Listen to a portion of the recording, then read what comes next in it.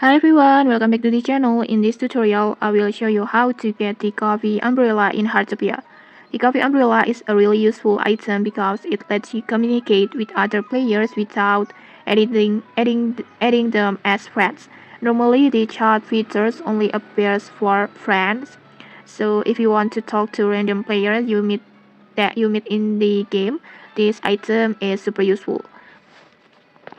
And there are two ways to get it. First, you can sometimes receive it as a quest reward, but the easiest and fastest way is buying it from an NPC.